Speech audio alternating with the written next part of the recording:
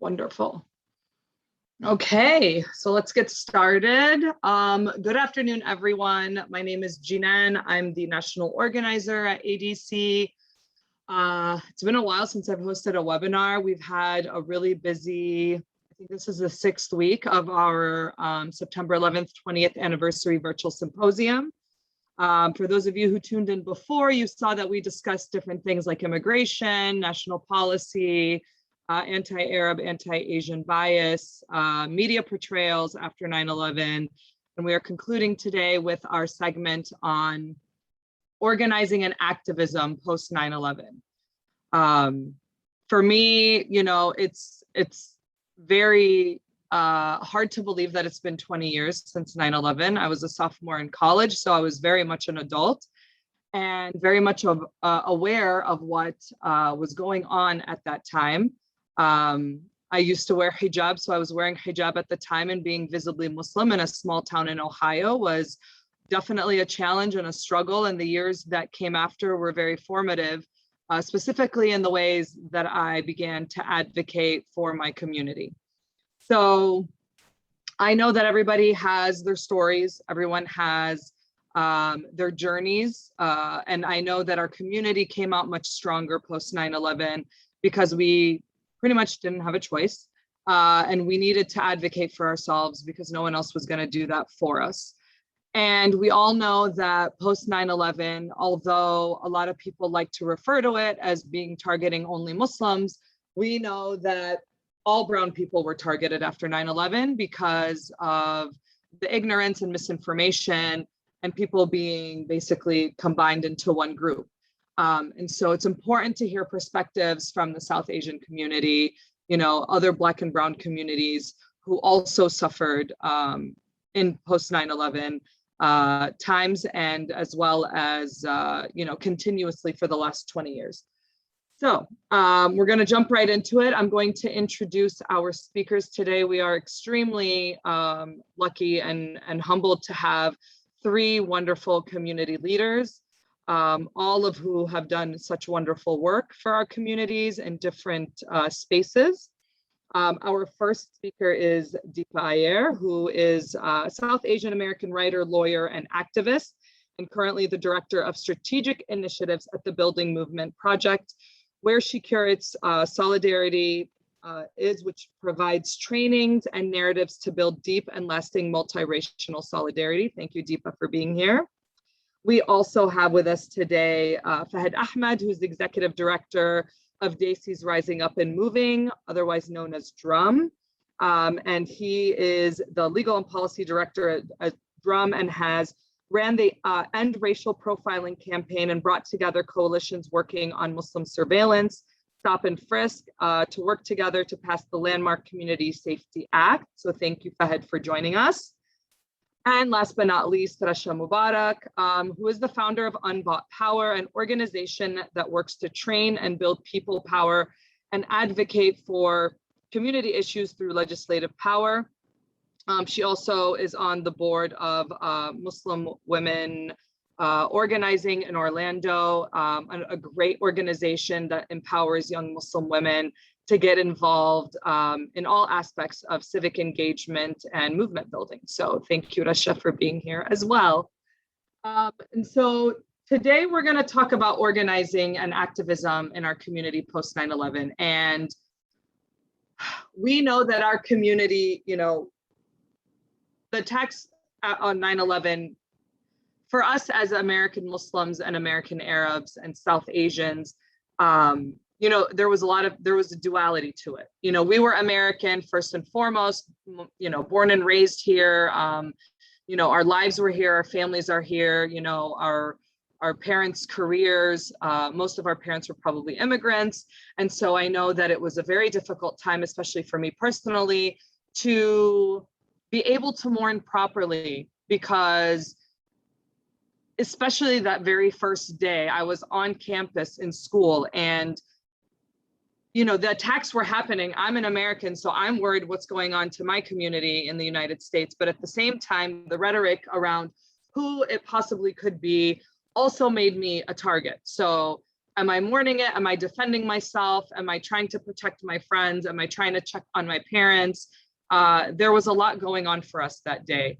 And I know that over the last 20 years, we've become, I guess, better at dealing with these types of crises and types of issues. However, it hasn't made us numb per se.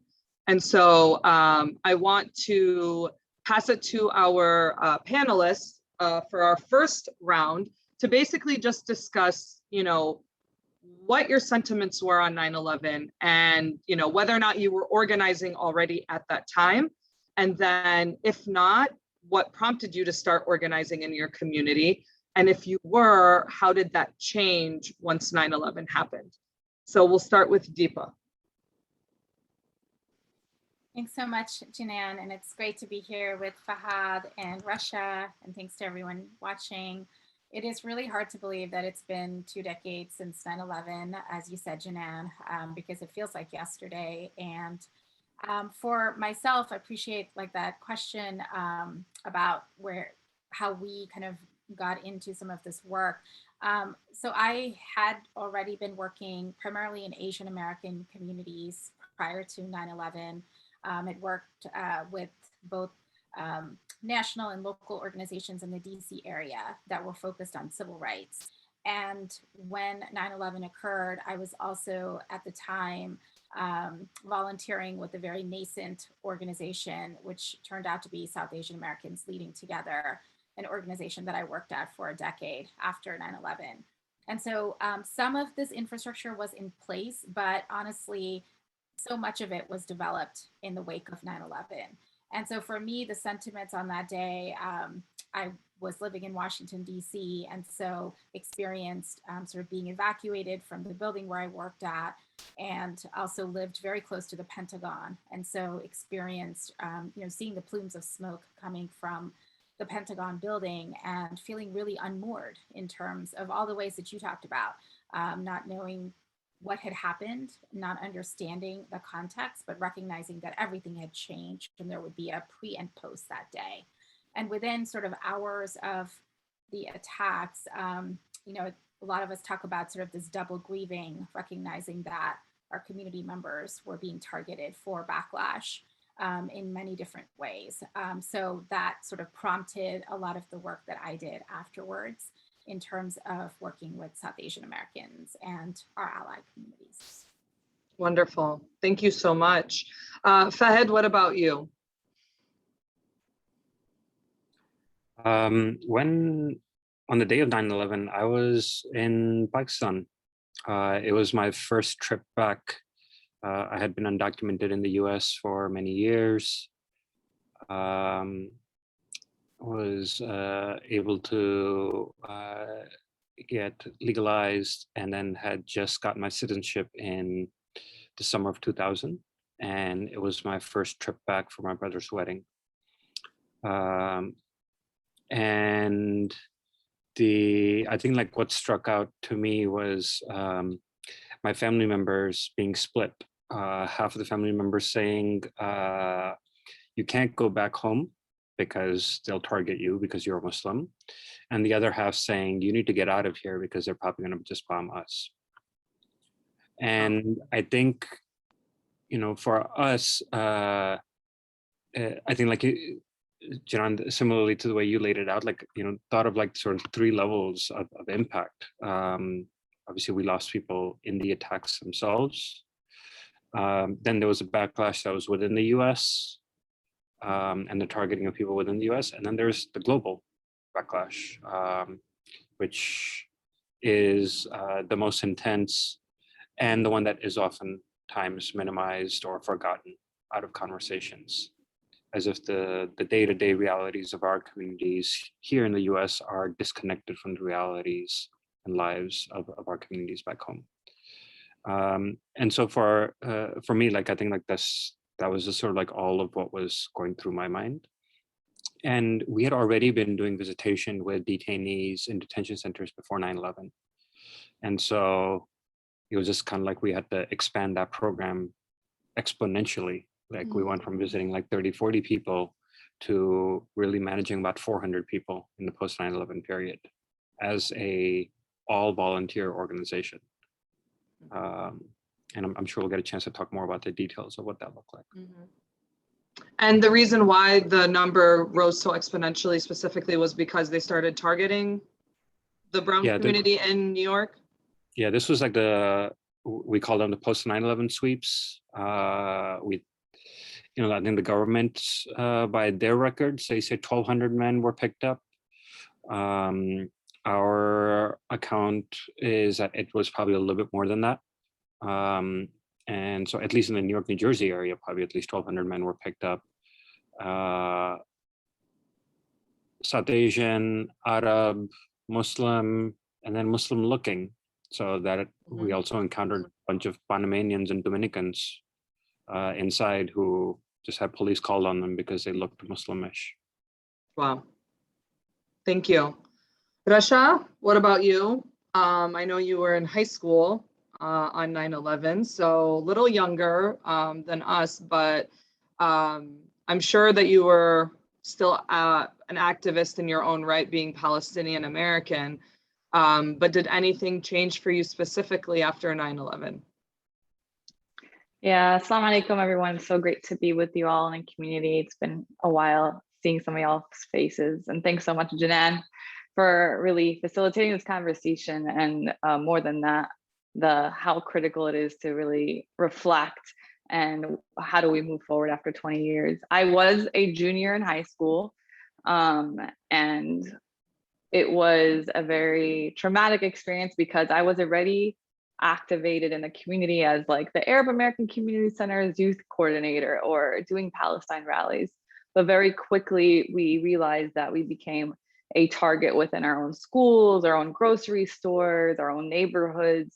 So at a young age, seeing how racist policies can impact your communities here. As a Palestinian, as a young person, I was thinking, oh, okay, my people are being oppressed back home, and really opening the doors to how racist the system has been its foundation and how it impacted so many lives here, but even more so as a Palestinian Muslim. Many Palestinian families were targeted right after 9/11, including my uncle, Khalo Isa Jesse Mali Allah Yarhamu. Just months after September 11th, his house was raided and tried to press and charge terrorist charges against my uncle.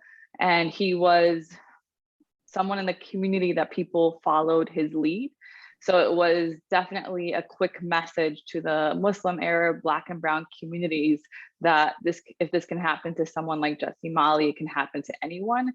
So we saw that the community did not come out to any community events. People were scared to speak in their own homes. People were writing on notepads and not even verbally communicating with one another. So yes, absolutely. At a very young age, like many people, we've seen the Islamophobia move from the trenches of society to mainstream in a very rapid way. Here we are 20 years later. Yeah, exactly. Some of the same, I think, even now, 20 years later, but, obviously I think we're more seasoned and we understand things a little better and we have a lot more support. So the next part of the conversation I want to get into is that part of that support, because I think that a lot of our communities after 9/11 wanted to just hide and not be so, visible in the community. I know for me in college, I began doing a lot of talks to a lot of the classes that I was in. My professors asked me if it would be okay if they could have the students ask me some questions in efforts to kind of, have people understand more about Islam and about the Middle East and Arabs and the differences. And that way people could just know that not every brown person was Muslim and not every Muslim was brown, right?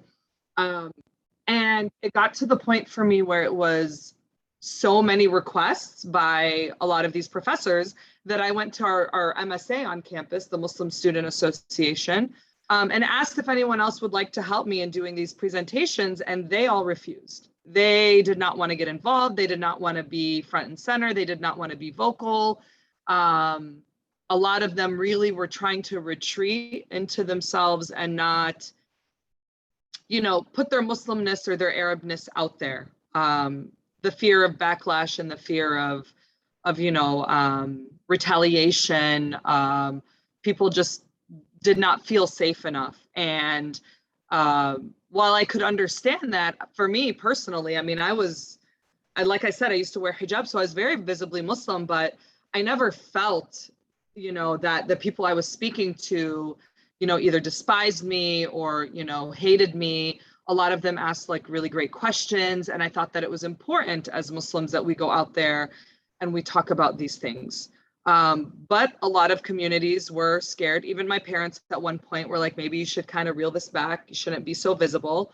And I know that our mosques were also, you know, cutting down on a lot of their programming, and they weren't having, you know, a lot of like big events because they just did not want to draw attention.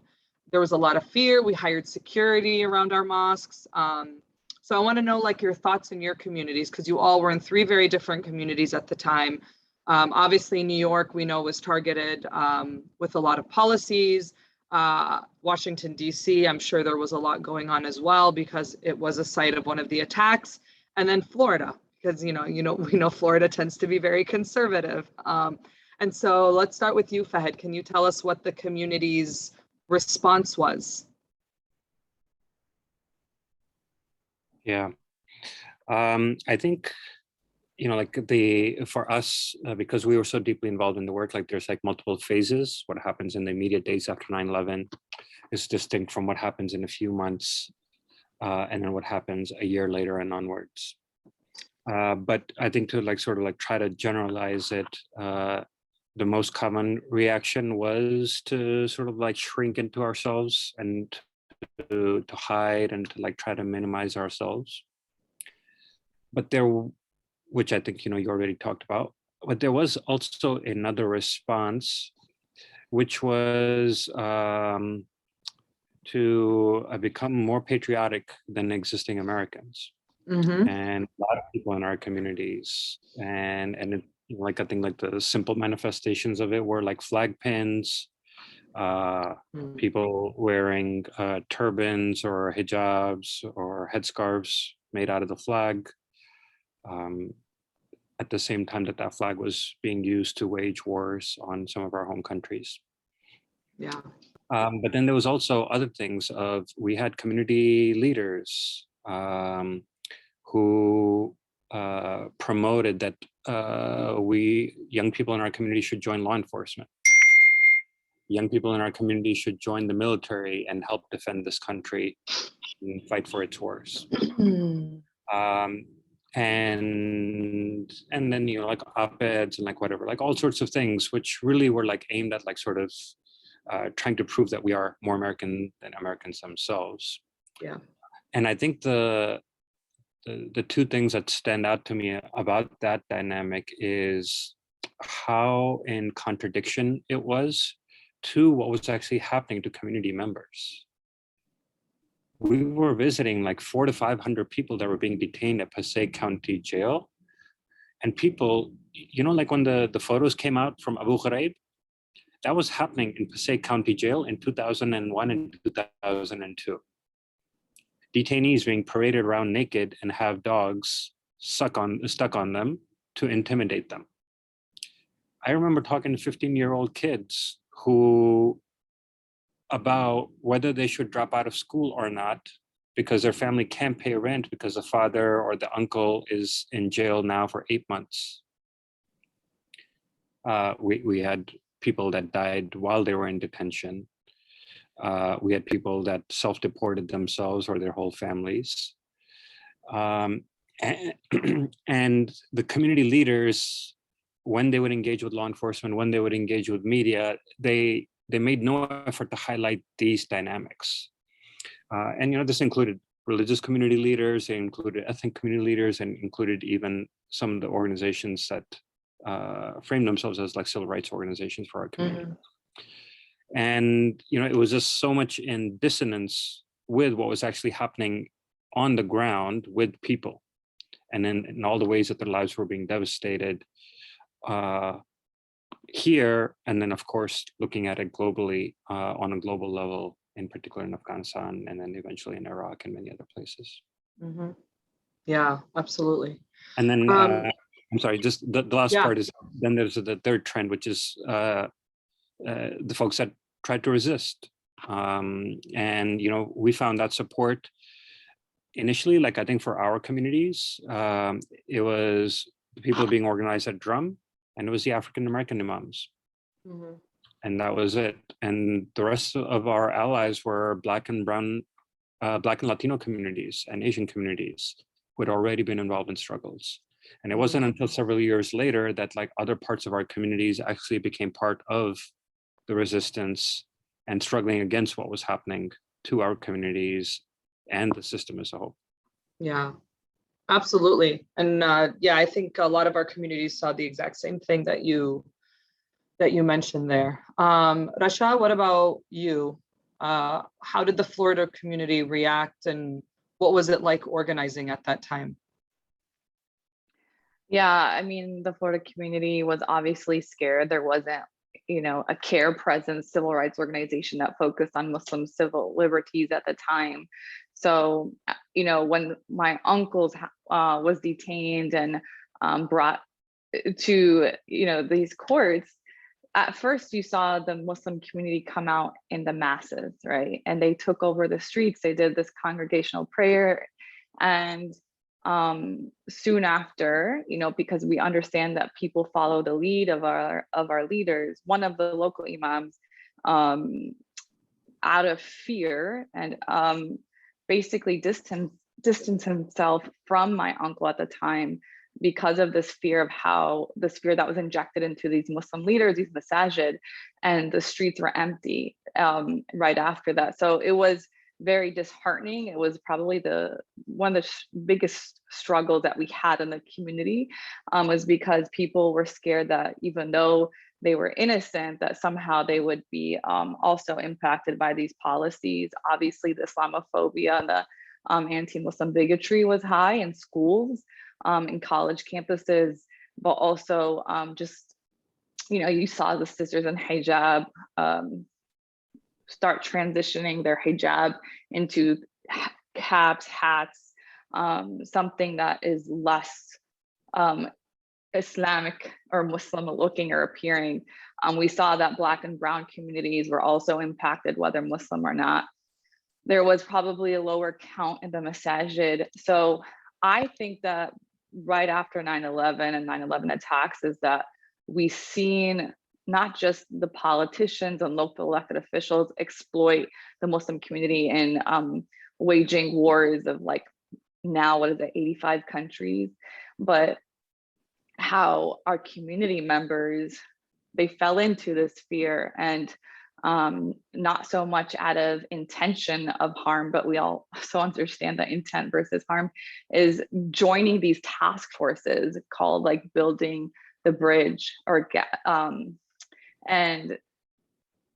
bridging the gap, or like these task forces that essentially was supposedly interfaith, but really it was like all the local imams, maybe one or two other clergy, like a priest and or a rabbi, but every single law enforcement agency at this table. You're talking CVE, that you're talking about TSA, you're talking county and local police departments, FBI, where these imams, up and just till a couple of years ago, felt obligated to be in these very deep relationships with these imams. So that has been the biggest struggle, I think, just up until now, is just how do we get our community to understand that heavy surveillance is not it, and understanding their rights and not forfeiting their rights.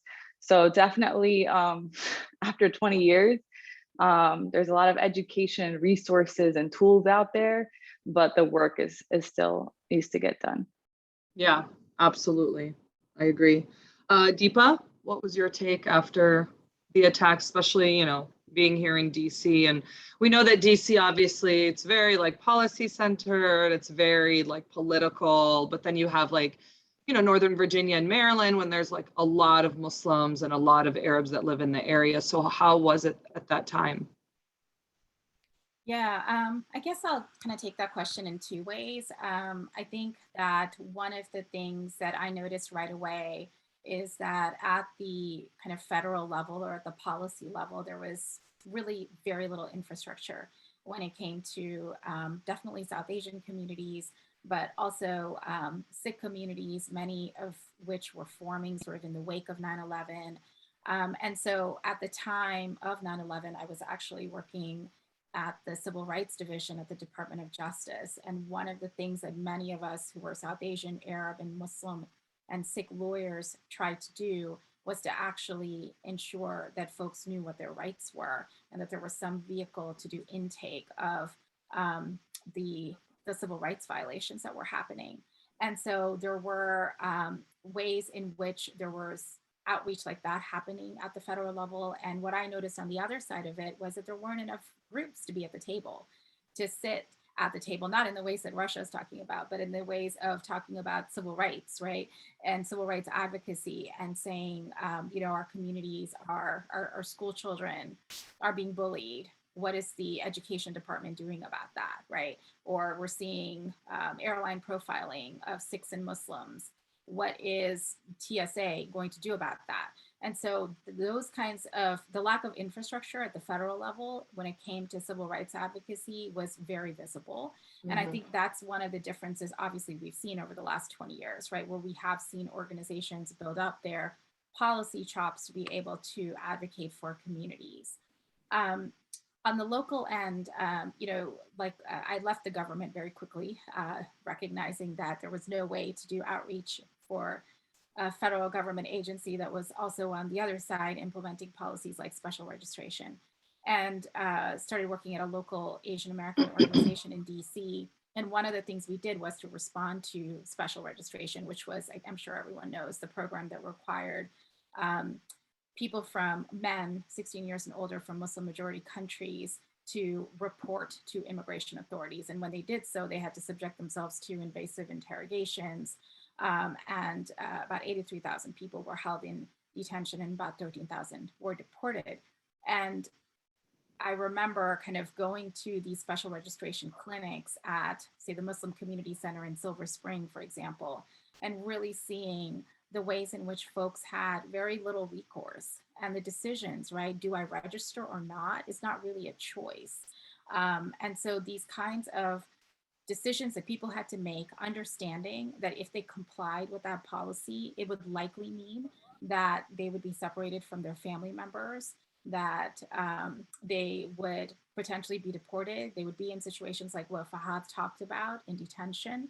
And so really seeing the human consequences of many community members really not having a choice at all. And so those are some of the ways in which I remember the response happening, wanting to build the infrastructure for advocacy, wanting to build the infrastructure for making sure that communities had a way to exercise their rights and to hold government accountable. Those are some of the ways in which I remember that early organizing and advocacy happening in Washington. Yeah, absolutely. Fahd, I wanted to ask you specifically about your work around NSEERS when it came out and the response that your organization had around that. If you can touch on that a little bit. Yeah, I think similar to what Deepa described, you know, we had already spent nearly a year working with the post 9/11 sweeps and people impacted by those. And so when special registrations was announced, we started doing community education forums in the different neighborhoods where we had a presence. And similar to what Deepa said, we presented like, you know, like, here's what the government is asking. Mm-hmm. Here's what we think is likely to happen. And then you have to make a decision about whether you comply with that or not. And I think like that was what the formal presentation would be.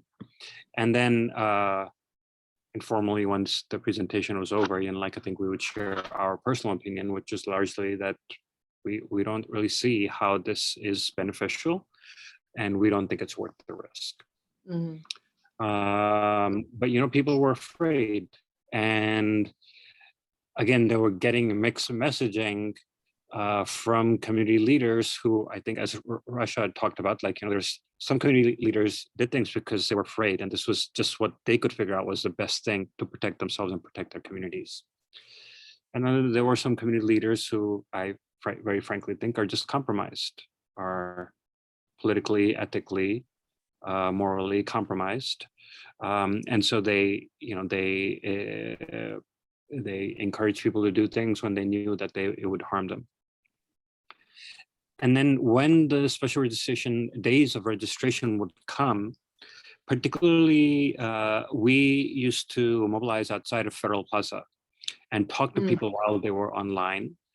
And I don't know if I actually, now that I don't think that there's too many pictures that exist of it, but essentially we had thousands of Black and brown men standing outside of federal buildings because the government had told them to register with them. And so, like, imagine that visual of like being outside of Federal Plaza and there's like a line of like somewhere between 500 to like 2,000 men standing in line, pale from fear because they don't know what happens once they go in. And so, we would talk to them outside. And for the folks that were willing to talk to us, we had the same conversation. We had the community presentations. Here's what, what we think you can anticipate. Here's what our personal opinion is. And then if they decided that they're still going to register, we would ask them to, we would give them our number and say, like, if you get home, give us a call.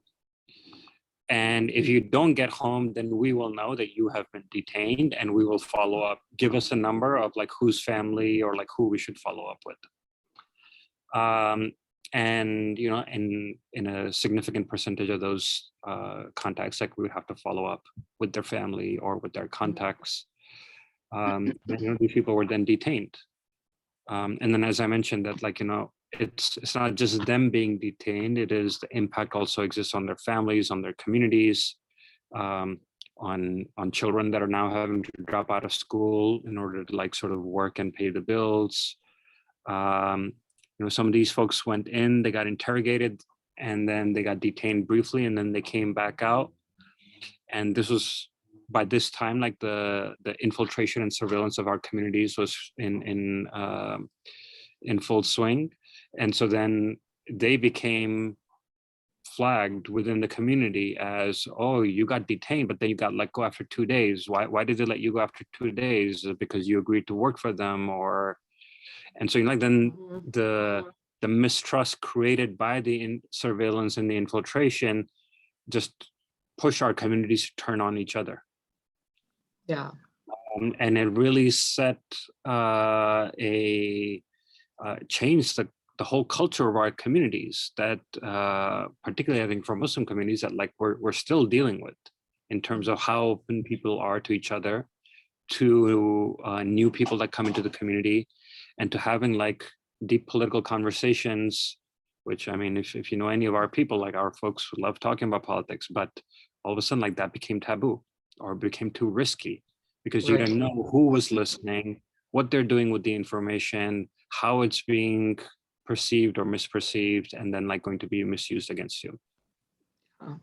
Yep, definitely saw a lot of that in my community as well. So, and then that created just like, you saw less and less people going to the mosque or going to public events. And then everyone kind of was detached for a little while. And I think that definitely weakened our community's resolve, and it took a while to build back that confidence and that trust. Okay, I just had a painting fall off my wall. Excuse that noise. So let's move on and discuss, there was obviously a misperception most people have is that 9/11 created Islamophobia and xenophobia. And obviously we know that that's not true. Orientalism was around, you had all these Orientalist tropes, you had, movies for the longest time that always portrayed Arabs, in a negative way, men and women. There were a lot of policies in our history in America that excluded people from different countries. Even for Arabs, you know, in order to become a citizen, you had to prove your whiteness somehow. And you know, there were so many things that had built up to 9/11, and then 9/11 happened, and then you just saw everyone take advantage of that fact to continuously target our communities. All these documentaries came out, all these, like, you know, insider, like, you know, interviews and these, like, you know, mini docu-series on all of these major network shows, and obviously the news, right? So the news played a huge part, especially when bringing on their so-called Middle East experts, who were usually older white men, to talk about why this happened to America, you know, who did this, what was their motive, is it going to happen again? And our communities were the ones that kept getting the brunt of these conversations. So what kind of struggles did you face in your communities while organizing and trying to, you know, push past a lot of these challenges, you know, people's fear, hesitancy? How long did it take for the communities to feel safe enough to, you know, rally back together, to want to work with your organizations and do work around, you know, Islamophobia and xenophobia and a lot of these, like, anti-Asian, anti-Arab issues that came up? Deepa, we'll start with you. Sure. So, you know, just for context, the South Asian communities that we worked with via SALT, and I'm going to take it a little bit further down the line, not just immediately after 9/11, but after we really began to see state violence and divisive political rhetoric, opposition to mosque construction, and of course, ongoing bigotry happen. I think that, you know, one of the things to recognize in the South Asian community is that it's obviously an extremely diverse community, right? We've got people who have, and like any other community, but we've got people from different caste, class, education, economic statuses in the community. But there's also, you know, I think something that we would always come up against often at our organization, which is that there were parts of our community privileged, primarily people who were non-Muslim or non-Sikh, who were primarily Indian, economically privileged folks, who would ask, you know, why are you all working on Islamophobia? Why are you working on these, you know, government policies that seem to be targeting primarily Muslim communities? And you know, it showed at the time sort of, you know, I think the lack of political maturation in that segment of our community that didn't recognize, one, that, you know, South Asian migrants to this country who came here at the turn of the 20th century had faced exclusion, had faced discrimination and bias in so many ways, right? So in a sense, forgotten our history, in a sense, kind of bought into this model minority idea.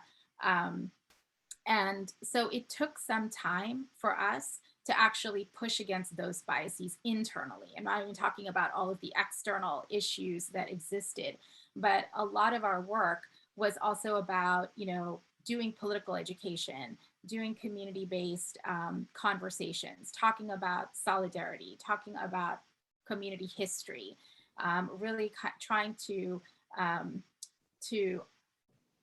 infuse our conversations in community, not in this discarding way, like you don't belong here, we're not going to talk to you because you don't get it, but actually in a way where we're trying to bring folks along, right, through political education and through storytelling, through an understanding of solidarity. So I remember that was one of the real that was one of the challenges that we had. And again, that is on top of the external work that we were doing on Islamophobia and xenophobia and other issues as well. I think that obviously has shifted quite a bit. You know, when you look at obviously what happened after the Trump election and the Muslim ban and what is happening now, certainly I think South Asian communities have become much more engaged, regardless of whatever privileges they hold, in terms of understanding that we're all in it together. But it was definitely one of those challenges internally when it comes to solidarity that we faced. Yeah, absolutely. Rasha, what about you? How long did it take the Florida community? Yeah, I mean, I think the Florida community struggled hard just because of some of the exploiting policies that would keep coming out. The Florida legislator constantly had different iterations of anti-Sharia bills and policies. In 2008, the Clarion Project released that DVD that was it reached like 85,000 or 185,000 households that included Florida, Ohio, and another battleground state. Battleground state for the elections, right? So that was 2008. That was a time of like people were supposed to be reimagining like what a Black president would look like, and someone that, you know, would protect Black and Brown communities. So it did take a long time for Floridians, specifically within our own communities, to come around. I think for me personally, one of the biggest moments where I felt like, you know, the community's back and they're confident and they're fearless is at the Arab American Community Center. We are trying to figure out ways, how do we get the community to come back out there? We also developed health, employment, and immigration programs specifically after 9/11. So into my college years, or right after college, we had the first ever Arab Fest in the state of Florida. And that was about 2010. And we had 20,000 people come out across the state. And it was something huge, and it was a way to break down the stereotypes within the Arab communities and the different communities. But like for us, it was also the educational aspect of it. Like, how do we get people to come out and talk about these issues in an innovative way? Because people, I also want to add that something we saw in Florida and maybe across the country is that there was a point where, you know, specifically the Arab community and many of the Muslim and Brown communities, they became Democrats. They were like transitioned from Republican to Democrats. And so that was something big for like the communities, is understanding that we were marginalized here within our own neighborhoods. And I think because for a long time, you know, there's a lot of different like scholars in the Palestinian community, the Arab community, that talk about those who refuged here or migrated here or were forced here. They never got politically engaged because there was always this notion that we're going to go back to the homeland. So I think there was definitely a push in getting civically engaged. So we started seeing just like different get out the vote programs, so people really seeing a future for their kids and their kids' kids, and how do they really protect. So there was that aspect. And then obviously, like a lot of y'all have mentioned, is the aspect of like getting your kids and the younger generations to stay arm's length away from the politics or from community issues.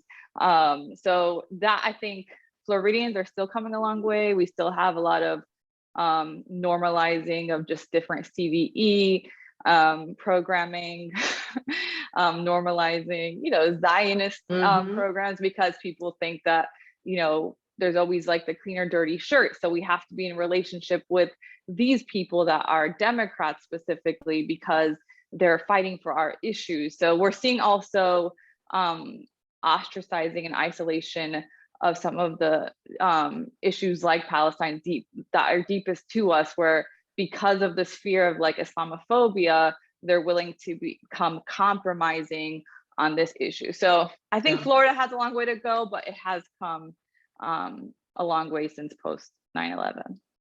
And I'm sure that's because of all the great work that you're doing down there, mashallah. She's a powerhouse. If you don't follow her, you need to follow her so you can see all the amazing work that she does.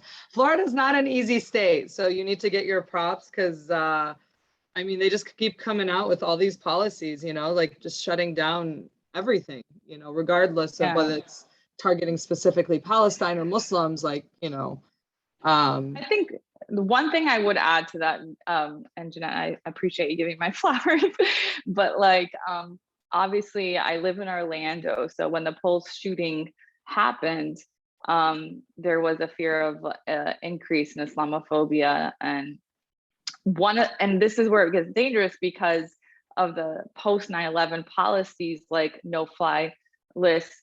People started to equate that with like gun legislation, right? Like nobody on a no-fly list should be able to attain a gun, and teaching like our co-strugglers like, hey, that's actually really layered and laced with Islamophobia. So many times what we saw post 9/11 with the policies and legislation locally is it being exasperated when other crises were to happen. Mm-hmm. Absolutely. Okay, we've got 15 minutes. I want to respect everybody's time. So I'm going to combine my last two questions, and then if we have time, we'll take some from the audience that they've submitted.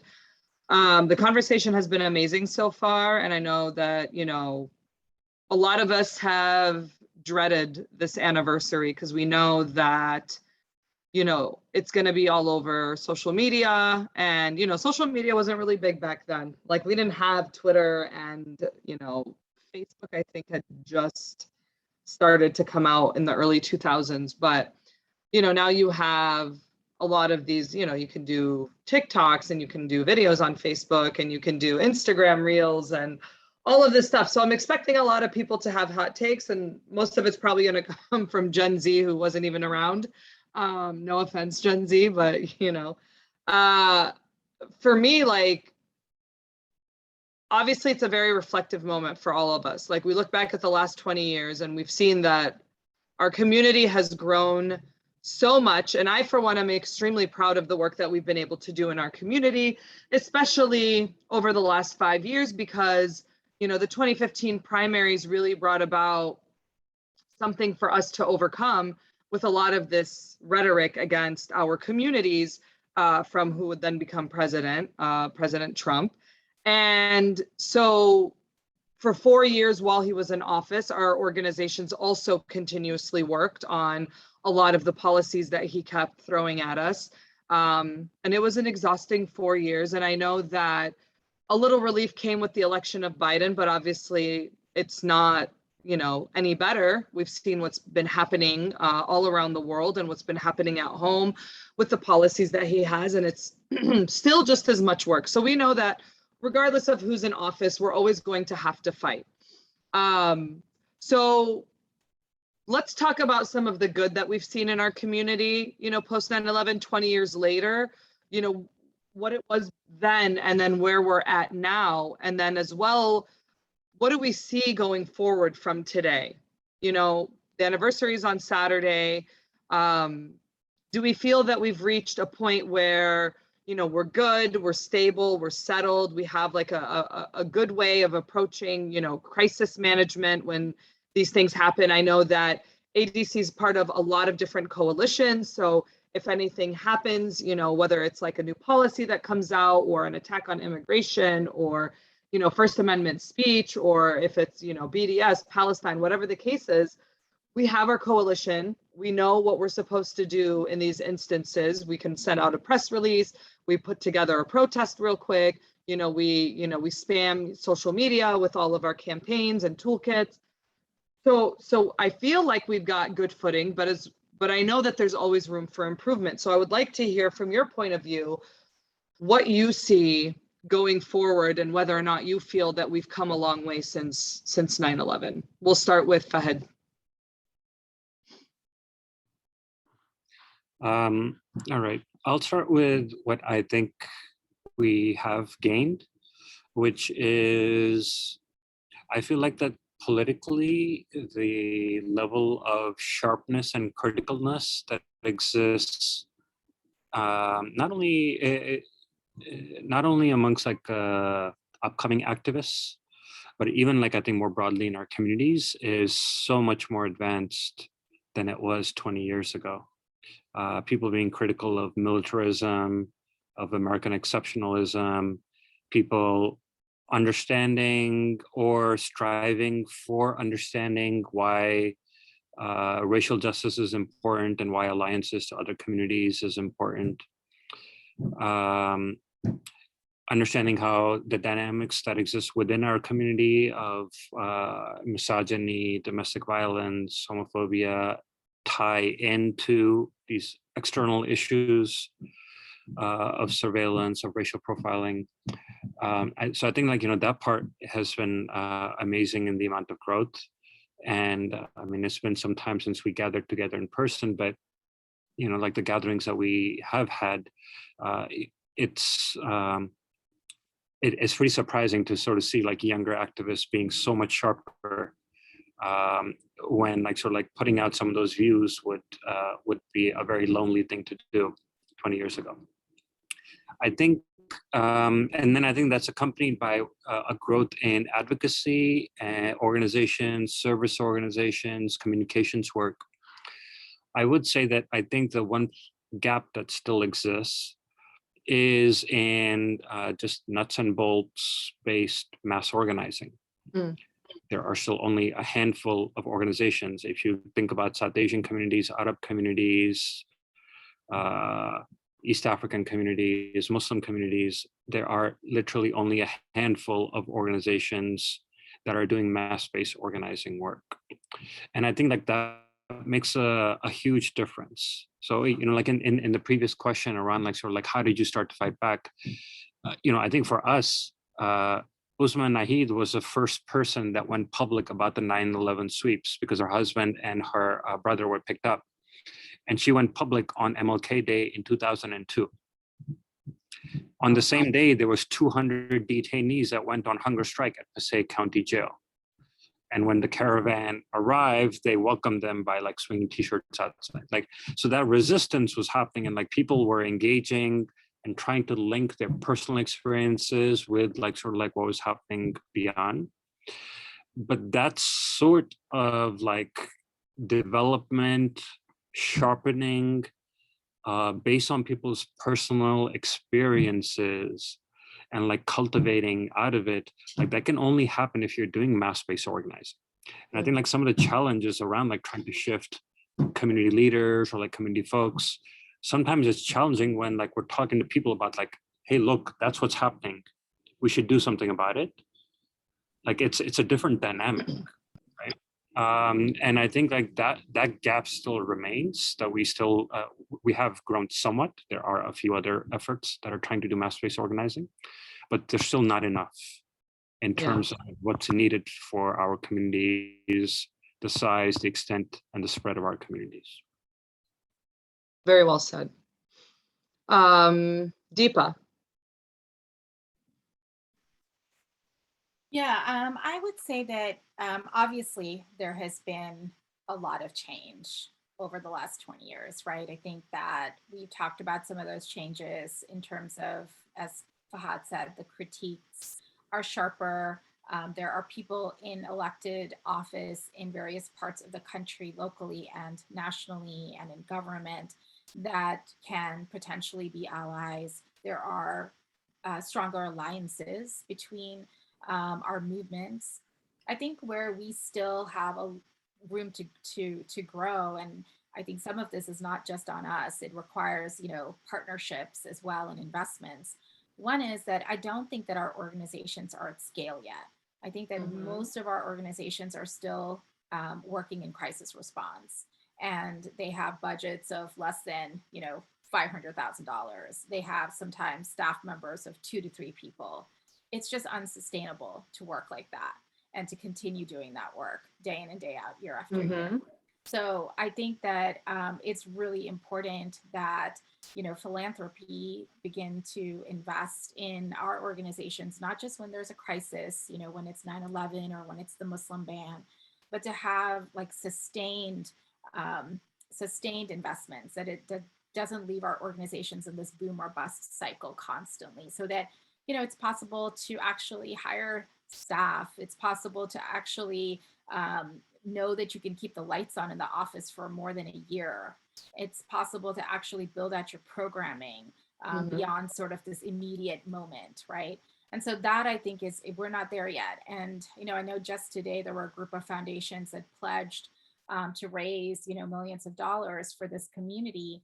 And hopefully that's the sort of investments that we need to see. So that's one. A second thing I will say is that I still feel like there has not been a reckoning when it comes to what happened over the last 20 years. We are still, hearing very incomplete and sanitized narratives about 9/11 and its aftermath in classrooms, what we are taught, what our children and young people learn. We have not gotten a reckoning in terms of Congress or the administration or policymakers about what actually happened after 9/11 and the government's role in that. So I think that, a lot of that still remains. And the thing to understand is that the consequences of those decisions that were made after 9/11 still reverberate today. One of the reasons that our public health infrastructure is in such shambles during the global pandemic is because so much money was diverted to the military and the defense, right? So there are a lot of through lines like that we can see that are direct result of these misguided policy decisions made after 9/11 that are affecting our lives today. So I think that sort of reckoning, acknowledgement, course correction is still something that we have to do. Yeah, absolutely. Thank you. Very well put. Rasha? Yeah, I think a lot of what Fahd and Deepa said. Our community has come a long way, definitely. I remember like a few years back looking at my calendar and it was like dots everywhere, different organizations, different advocacy, different know your rights trainings. I think the collective power is something that we need to work on. And Deepa, like you hit home when you talk about just like how much of our resources, our funds are continuously redirected when we have crisis response. And so how do we build sustainability, but also collective power? Our community has, successfully, continuously found the power in pain and know how to organize, know how to mobilize, but how do we do it in a collective way where we are building power from the congressional halls to the media, through journalism, through policy, through advocacy? How do we really get into a place where we're showing up and being able to just show up for others? I think what I love to see is how co-strugglers have shown up for us and how our communities are leaning in around decolonial work and decolonization and what that means from Indigenous, queer, LGBTQ folk, and of course our Black and Brown communities that are facing mass incarceration and deportation, separation of families, and how, our communities are, if not impacted, they're really learning how to show up. And I think that's something that we struggled with for a long time. Yeah, I think this is something that I can't believe it's been 20 years. I think the scariest part, like a scary part of all of this is that the generation that's coming after us or is here don't know what life was before September 11th. So how do we really, I know Deepa mentioned course correction, but just like narrative and storytelling. And, just yesterday, my cousin was telling me that her daughter's 5th grade teacher emailed her saying, we're going to talk about September 11th on the commemoration of it, but I'm going to say that this is a different kind of Muslim. And I was just like, that is mortifying, right? Like some of the educators are even out of pocket or don't understand how to really share what happened. So there's a lot of work ahead of us, but there's definitely faith in our communities. And I just want to say one last thing is I do, really want to stress the point of like these philanthropists really investing in our communities, because we also, as Black and Brown, Muslim, Arab, South Asian communities, we see this burden of having to elect the clean or dirty shirt, and then we get like these small grants or funds, but we're not really getting these kinds of financial backing to be able to be proactive throughout the year. Yeah, absolutely. Thank you so much for that. We had a couple questions. One of them was about any data that's been collected over the last 20 years for our communities about all of this stuff that's happened. And honestly, I'm not sure if there is like one central location, which is probably something our communities should work on.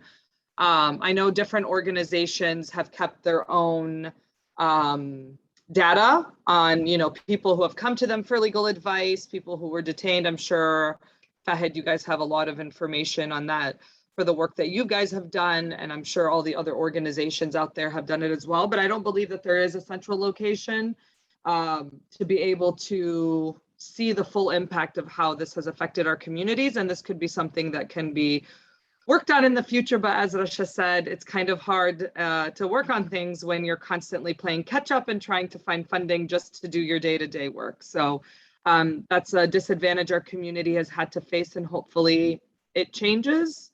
Have people donate and let's get that set up. And then the other question was more just like, you know, Arab American voices are now more prominent, you know, brown communities, you know, we speak up a lot more. Do we anticipate any backlash for our current work that we've been doing? And how do we respond against future bullying and targeting? But obviously, I know that there's a lot of organizations out there who have been working on anti-bullying initiatives, working with school districts to, you know, give teachers curriculum that actually is factual when it comes to learning about Islam and the Middle East and South Asia. But I don't know if you guys had anything you wanted to add to that specifically that you know of. Fahd? I could share a brief thought, which is one of the things that came up multiple times in the folks that we worked with was that when people were targeted, either detention, they were targeted by surveillance, or in some form of like hate incident, that people really like sort of stressed that like, but I wasn't even doing anything. I didn't do anything wrong. And, or I wasn't even speaking out or anything. And, you know, we would use that to like deepen conversations to come to the conclusion that you're going to get targeted whether you choose to speak out or not. Yeah. And so why be quiet? Why not like sort of like fight back or prepare to fight back? There is a difference between, you know, like sort of resisting, organizing, engaging in activism, speaking out, and doing it in ways that leaves you isolated and more vulnerable to targeting. And there are ways to do it in partnership with others, in solidarity and in union with others, which actually makes, which in fact protects you from further targeting. So, you know, like we work with families of people who were targeted by entrapments and surveillance. They have loved ones serving 10, 20, 30 years in prison.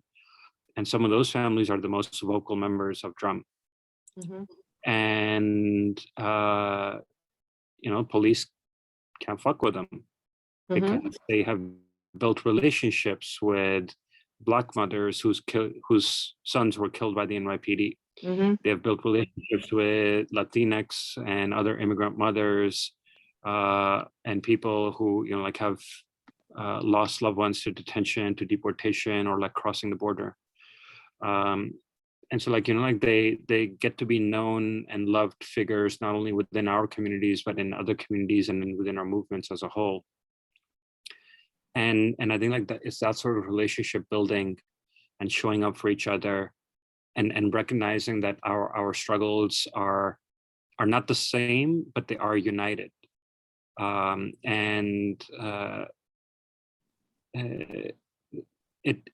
Doing that actually protects us better than anything else ever could. Mm-hmm. Anything. Yeah, absolutely. Thank you for that. Any final thoughts? No? Okay. I want to thank convening yeah, this. Yes, absolutely. I want to thank our speakers. I'm sure we could sit and talk about this for like another 3 hours, but we all have things to do. Everybody's very busy. But again, thank you to Fahd and Deepa and Rasha. You know, it is a very busy week. just without it being the 9/11 anniversary, there's a lot of other things going on in our community right now.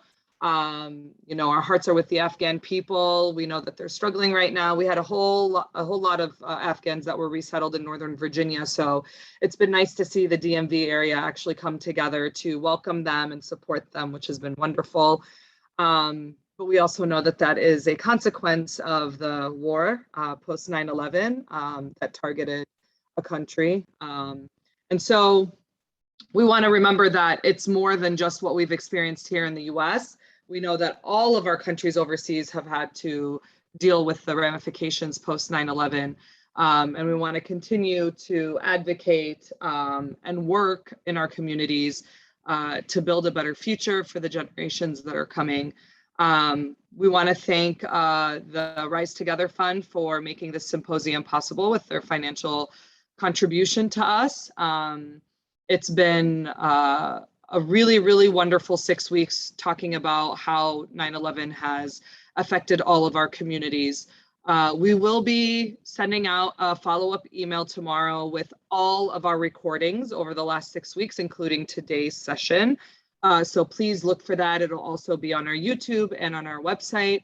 And you guys can share it out with all of your friends and family members. And as always, we are very grateful to all of our ADC supporters during this pandemic. We are still in a pandemic, everybody. I know people think that it's over, but it's not. And we've all been working from home. So grateful to all of our members and our supporters who continue to tune into these webinars and to support our work as we work from home. So if you're not a member already, make sure you go to adc.org and become a member so that we can continue to post and have these events. So thank you, everyone. Have a great weekend. Try to, you know, reflect on the day and reach out to your family members. Find comfort wherever you need to get through this weekend. But we all know that the work is not done, and come Monday morning, we'll be back at it. So thank you guys again. Have a wonderful afternoon. Thank you. Thank you. Thank you.